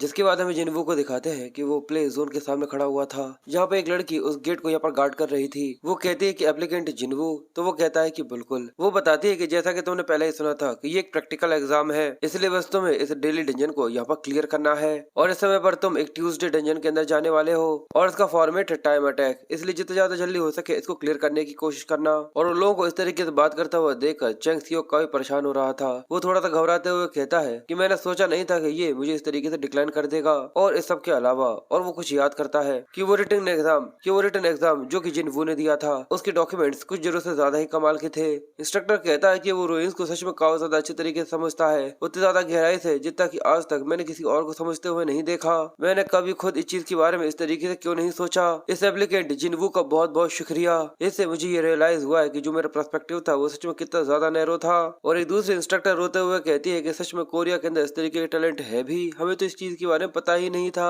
और अगर सारी चीजें अच्छी रही तो जरूर ये इंसान एक काफी ज्यादा बड़ा रैंकर बन सकता है। और ये देखकर चेंग सियोक सोचता है कि सच में ये इतना ज्यादा अच्छा है। और वो कहता है कि ये मेरा पहली बार था कि मैंने उन एरोगेंट प्रोफेसर्स को इस तरीके से रिएक्ट करता हुआ देखा, तो क्या मुझे इसे और भी ज्यादा अच्छे टर्म्स यहाँ पर ऑफर करने चाहिए थे। और वो लेडी एग्जामिनर उससे कहती है कि मैंने तुम्हें सारी चीजें यहाँ पर समझा दी है, तो अब तुम अंदर जा सकते हो। वो कहता है तो चलो अब बारी आ चुकी है, तो चलो अंदर चलते हैं। जिसके बाद वो अपने समझ के साथ अंदर चला जाता है, और जैसे ही वो अंदर आता है तो वो अपने शील्ड को ओपन कर लेता है, और वो रूम हाई टॉक्सिक स्लाइम से भरा हुआ था, इसलिए उसे जितने ज्यादा जल्दी हो सके इस डंजन से निकलना था। ये देखते थे वो रंबा को आवाज देता है, तो वो कहती है कि ठीक है मैं तुरंत ही इसे बफ देना चालू कर देती हूँ। और वो गोरिल्ला जिसके अंदर काफी ज्यादा एनर्जी बढ़ती चली जा रही थी, और जिन्हों बताता है कि जो ट्यूसडे डंजन है असल में वो एक मेज है, और इसका स्ट्रक्चर इस तरीके से बना हुआ है कि इवेंचुअली तुम जाकर बॉस से मिल ही जाओगे अगर तुम जितने भी स्लाइम्स हैं उन सभी को हराते हुए आगे बढ़ते हो। और इसके अलावा ये वो भी जगह है जहाँ पर कई सारे बिगनर्स अपना समय काफी ज्यादा बर्बाद भी करते हैं, इसी वजह से वो हार जाते हैं। पर इसी वजह से वो मुस्कुराते हुए कहता है कि पर जो ये स्लाइम्स है वो काफी ज्यादा स्लो है, इसलिए इन्हें इग्नोर करो और चलो सीधे आगे की तरफ भागते हैं। और वो दोनों ही रोर करते हैं और कहते हैं तो चलो आगे बढ़ते हैं। और जिनको भागते हुए कहता है कि मैं इस जगह पर कई बार आकर मरा हूँ, तो इस जगह पर सही रास्ता ढूंढना तो बच्चों का खेल है मेरे लिए। और कुछ ही देर में उसे सही रास्ता मिल जाता है, और वो कहता है कि वहाँ पर अगर हम लोग ये शॉर्टकट लेते हैं तो हम जल्दी वहाँ पर पहुंच जाएंगे। और बस केवल कुछ ही देर में वो लोग बॉस के पास पहुंच जाते हैं। उसके बाद कई सारे पॉपअप्स आने चालू होते हैं कि बॉस यहाँ पर अपीयर हो रहा है, और जिन वो उसको देखकर मुस्कुराकर कहता है कि ये हमारा पहली बार है कि मैं उसे यहाँ पर रियल में देख रहा हूँ, द जाइंट स्लाइम। जिसके अगले पल ही जिन वो अपने दोनों समन से कहता है कि चलो जाओ जाओ जाकर उसके ऊपर हमला करो। कॉन्ग जो कि जंप कर कर बड़े से स्लाइम के ऊपर हमला कर देता है और एक ही बार में उसकी चीथड़े चीथड़े उड़ा देता है। और ये देखकर वो कहता है कि जैसा कि मुझे लगा था, यही एक वजह है जिसकी वजह से रंबा एक काफी ज्यादा ओवर पावर्ड कंसीडर हो जाती है, क्योंकि वो एक एफ रैंक के समन के अटैक स्पीड को भी इतना ज्यादा बूस्ट कर सकती है कि वो काफी ज्यादा तेज हो जाए। मैं तो ये इमेजिन कर रहा हूँ कि सच में ये कितना ज्यादा कमाल का होगा जब ये अटैक स्पीड किसी और समन के ऊपर अप्लाई होगा। उसके सामने एक पॉपअप आता है कि तुमने बॉस मॉन्स्टर को यहाँ पर हरा दिया और उसने इस डंजन को बस केवल 5 मिनट 32 सेकंड के अंदर कंप्लीट कर लिया था। ये देखकर वो कहता है कि पर ये तो काफी ज्यादा स्लो है। जब मैं गॉड जीनू था तो इसमें 1 मिनट से भी कम समय लगा था, पर मुझे नहीं लगता कि मैं एफ रैंक के साथ इसके अंदर कुछ कर सकता हूँ। पर तभी एक दूसरा पॉपअप विंडो उसके सामने आता है कि साउथ कोरिया के अंदर तुमने एक न्यू रिकॉर्ड बनाया है, तुम्हें काफी ज्यादा बधाई हो और इसलिए तुमने एक स्पेशल अचीवमेंट को यहाँ पर अनलॉक कर लिया है। ये देखकर वो कंफ्यूज था। वो कहता है कि क्या, और फर्स्ट टाइम अचीवमेंट की वजह से उसे यहाँ पर 3 हाई ग्रेड के समनिंग स्क्रॉल्स मिले थे और साथ ही 2 लो ग्रेड की रूइंस भी। ये देखकर वो कंफ्यूज और सरप्राइज रह गया था। वो कहता है क्या कि ये साउथ कोरिया के अंदर एक न्यू रिकॉर्ड है। और दूसरी तरफ हेडक्वार्टर के अंदर भी वो लोग कहते हैं कि सीनियर जरा यहाँ देखिए, रिकॉर्ड चेंज हो चुका है। एक लड़की कहती है कि क्या, कहाँ पर? तो वो आदमी बताता है कि बिगनर ट्यूसडे डंजन के अंदर रिकॉर्ड चेंज हो चुका है 5 मिनट 32 सेकंड। तो वो लड़की कहती है कि बस केवल 5 मिनट, ये तो काफी ज्यादा कम हो चुका है। क्या टैंग जियोन ने कोई न्यू कॉम्बिनेशन यहाँ पर डिस्कवर कर लिया है क्या? पर तभी जैसे ही वो लोग देखते हैं कि ये तो जिनवू है, तो वो ये देखकर कहते हैं कि आज से पहले मैंने कभी भी इस लड़के के बारे में नहीं सुना। तो वो लड़का कहता है कि मुझे ऐसा नहीं लगता कि ये एक रैंक्ड प्लेयर भी है, और इसी वजह से वो लोग और भी ज्यादा सरप्राइज थे। यानी एक अनरैंक्ड प्लेयर ने रिकॉर्ड को तोड़ दिया और ये अभी नंबर 1 रिकॉर्ड पर है। दूसरी तरफ हेडक्वार्टर के अंदर भी हमें एक मीटिंग दिखाई जाती है जहाँ पर वो लोग जिनवू के बारे में ही बात कर रहे थे। वो लोग ये देखकर सरप्राइज होते हुए कहते हैं कि सच में जिनवू तो सच में काफी ज्यादा अमेजिंग है। और चेंग सियोक ये देखकर काफी ज्यादा खुश हो रहा था। उसकी आंखों में अलग ही चमक थी और वो खुश होते हुए कहता है कि मुझे पहले से इसके ऊपर बिल्कुल भी शक नहीं था, ये एक रियल डील है। सच में जिनवू एक नेशनल ट्रेजर है, इसलिए कैसे भी कर हम लोगों को इसे सिक्योर करना होगा और सबसे पहले हम लोगों को इसे नेशनलाइजेशन देना होगा जिससे हमारी कंट्री यहाँ पर सर्वाइव कर सके। इसलिए चेंग सियोक खड़ा होकर चिल्लाते हुए कहता है कि हमें जिनवू को एज अ प्लेयर तुरंत ही यहाँ पर रजिस्टर कर लेना चाहिए। तो उसके साइड में बैठी हुई एक लड़की कहती है क्या, बिना किसी प्लेयर के मैच के बिना? वो कहता है कि जैसा कि तुम्हें पता है कि जो टाइम अटैक्स होते हैं वो कंट्री और ग्लोबल में अलग अलग डिवाइडेड होते हैं, और कोरिया के अंदर जो टॉप रैंकर है उसका नाम कैंग जियोन है जिसने 6 मिनट 40 सेकंड के अंदर इसे कंप्लीट किया था। और ग्लोबली नंबर 1 पर रेचल है जिसने 2 मिनट 25 सेकंड के अंदर इसे कंप्लीट किया है। और जिनवू ने यहाँ पर कोरिया के जो टॉप रैंकर है उसे यहाँ पर सब पास कर दिया। तो कि ऐसे प्लेयर के लिए प्लेयर मैच यहाँ पर मायने रखता भी है। मुझे ये लगता है कि जिनके अंदर टैलेंट होता है उन्हें हम लोगों को स्पेशल प्रिविलेजेस देने चाहिए। और दूसरी तरफ जिनवू जो कि ऊपर की बिल्डिंग को देखते हुए एक लंबी से सांस लेकर बुरी से शक्ल बनाकर सोचता है, वो यहाँ पे एक टॉप रिकॉर्ड है, यानी सच में साउथ कोरिया के लेवल काफी ज्यादा गिरा हुआ है। तभी चेंग सियोक वहाँ पर भागते हुए आ जाता है जो कि उसे कहता है कि जिनवू, मैं तुमसे सच में मिलना चाहता था मिस्टर जिनवू। और जिस तरीके से वो आ रहा था उसको इस तरीके से देखकर वो खुद यहाँ पर घबरा गया था। चेंग सियोक लंबी लंबी सांसें लेते हुए कहता है कि मैंने तुम्हारा टाइम अटैक रिकॉर्ड देखा जो कि काफी ज्यादा कमाल का था, पर आखिर तुमने कोरिया का रिकॉर्ड बस एक ही बार में यहाँ पर कैसे तोड़ दिया? और इसके अलावा ट्यूसडे डंजन का जो मेज है वो काफी ज्यादा कॉम्प्लेक्स है, क्या तुम्हें ऐसा नहीं लगता? तो वो भी हंसते हुए कहता है कि हाँ ऐसा ही है। और वो सोचता है कि मुझे ऐसा लग रहा है जैसे कि मेरी तारीफ हो रही है मछली की तरह यहाँ पर तैरने की वजह से। पर वो उसे आगे कहता है कि रुको, सबसे पहले तुम इस चीज को एक्सेप्ट करो। और वो उसे कार्ड देता है। वो ये देखकर कहता है कि क्या ये क्या है? तो वो बताता है कि ये तुम्हारा प्लेयर लाइसेंस है, तुम्हें यहाँ पर स्पेशली रजिस्टर किया गया है एक प्लेयर की तरह, क्योंकि अब यहाँ पर ऐसा कुछ भी नहीं रह गया था जो कि तुम्हें प्रूव करना चाहिए था जिनवू।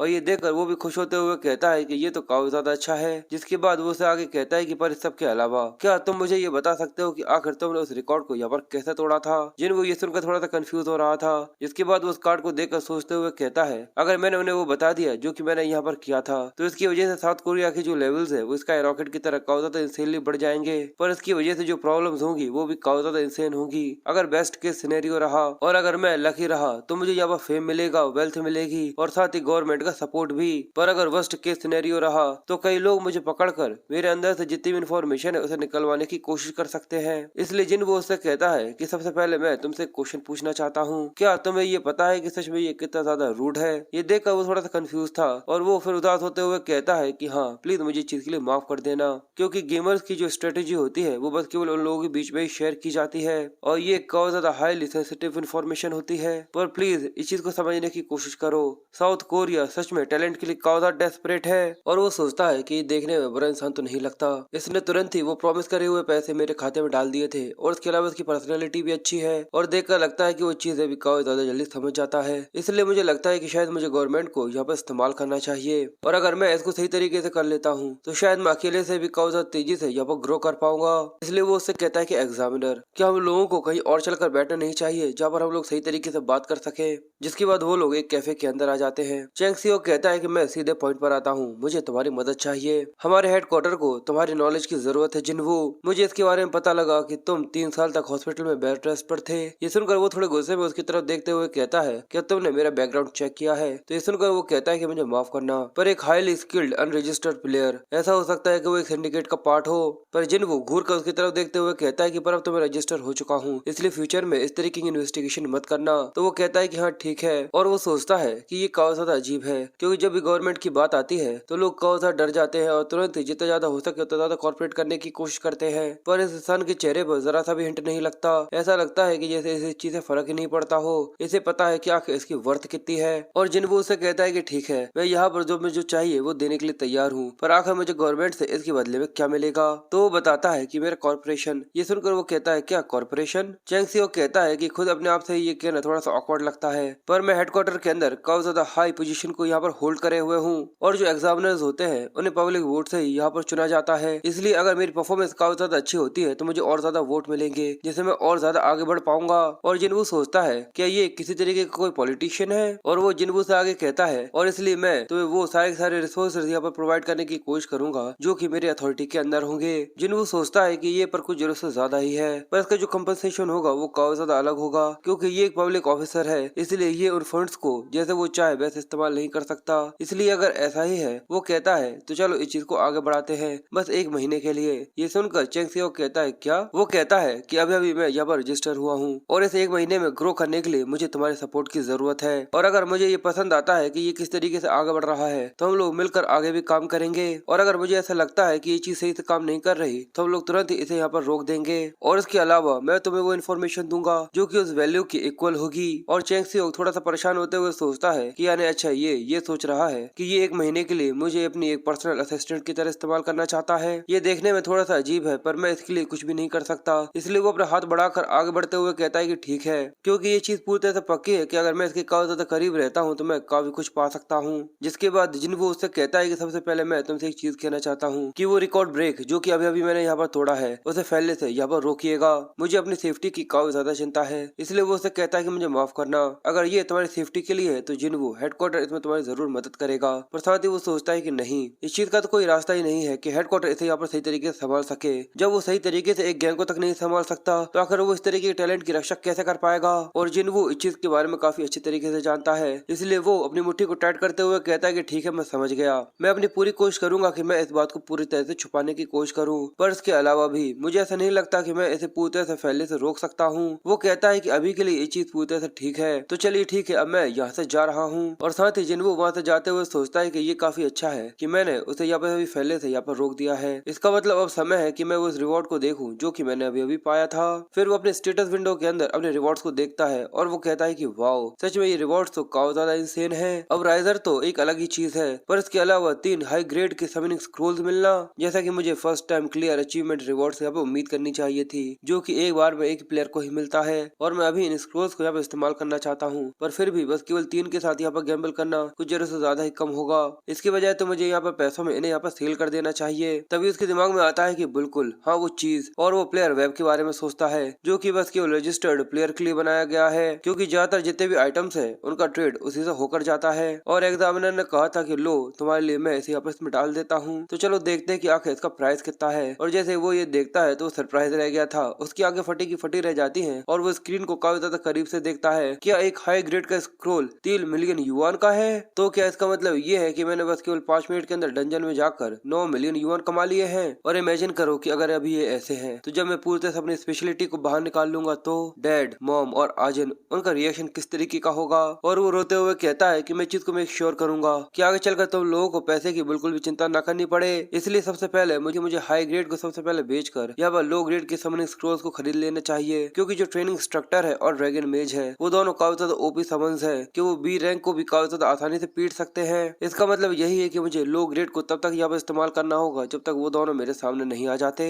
और इसलिए वो लो ग्रेड के समनिंग स्क्रोल्स को वहाँ पर चेक करता है और ये देखकर वो कहता है, पर लो ग्रेड तो सच में डंजन के अंदर जाते थे वहाँ पर पूरे में पड़े हुए होते हैं तो आखिर उनके लिए यहाँ पर 5000 युआन और इसके अलावा यहाँ पर सीलर्स की संख्या 22 की संख्या से काफी ज्यादा है और इसके अलावा यहाँ पर इससे कम कोई भी प्राइस नहीं है। और इसके बारे में सोचते हुए वो पर तभी उसकी बहन का कॉल उसके पास आ जाता है तो ये देखकर वो कंफ्यूज था कि ऐसे समय पर। जिसके बाद वो कॉल उठाकर उससे पूछता है तो वो कहती है कि आखिर आप कहाँ पर हो। जिसके बाद वो अजिन से एक्सप्लेनेशन लेना चालू करता है तो अजिन उसे बताती है कि हेडक्वार्टर असल में उन्हें खरीद लेती है। ये सुनकर वो थोड़ा सा कंफ्यूज था। वो कहती है कि किसे पता, पर वो लोग यहाँ पर रैंकर्स को सपोर्ट करने के लिए प्रोटेस्ट पर उसे यहाँ पर ले लेते हैं या फिर शायद कुछ ऐसा ही है। वो कई सारे समनिंग स्क्रोल्स को बल्क में खरीद लेते हैं नेशनल टैक्स के पैसों से। जिसके बाद मिनिमम प्राइस में यानी 5000 युआन में वो उन्हें बेच देते हैं। पर वो नंबर जो कि वो एक दिन में खरीद सकते हैं वो भी फिक्स है और जैसे तुम उन्हें हेडक्वार्टर के अंदर बेच देते हो तो वो उसे एक लॉन्ग टियर पे आउट के हिसाब से उसका प्राइस बिल्कुल भी कम नहीं करते। पर हाल ही में मैंने इसके बारे में सुना है कि उनका रेट काफी ज्यादा गिरने वाला है। ये सुनकर वो कंफ्यूज था। वो कहता है कि क्या, क्यों? तो वो कहती है कि शायद ये उनकी पॉलिसी की वजह से है क्योंकि हाल ही के दिनों में low grade summoning scrolls headquarter के अंदर कुछ जरूरत से ज्यादा ही पड़े हुए हैं। ये सुनकर वो कहता है क्या सच में ऐसा है? चलो ठीक है, तुम्हारा मुझे ये सब बताने के लिए बहुत बहुत शुक्रिया। और ये कहकर उसका फोन रख देता है और सोचता है कि अच्छा यानी उनके पास कुछ जरूरत से ज्यादा ही लो ग्रेड के समनिंग स्क्रोल्स पड़े हुए हैं। और अगर ऐसा ही है, जिसके अगले सीन में हमें दिखाते हैं कि वो चेंग सियो के सामने बैठा हुआ था जो कि काफी ज्यादा खुश होकर उसे कहता है कि जिनवो, क्या तुम इतने ज्यादा जल्दी मुझे मिस करने लगे थे? मुझे लगा नहीं था कि हम लोग इतने ज्यादा जल्दी मिलेंगे। और वो परेशान होते हुए कहता है कि हाँ, चीजें कुछ ऐसी हो गई थी। जिसके बाद वो उससे कहता है तो क्या तुम्हें कुछ चाहिए? जिनवो कहता है कि हम इसी के बारे में बात कर रहा था। वो कहता है मैं ये सोच रहा था कि तुम मुझे कुछ लो ग्रेड के समनिंग स्क्रोल्स दे सकते हो। ये सुनकर वो कहता है क्या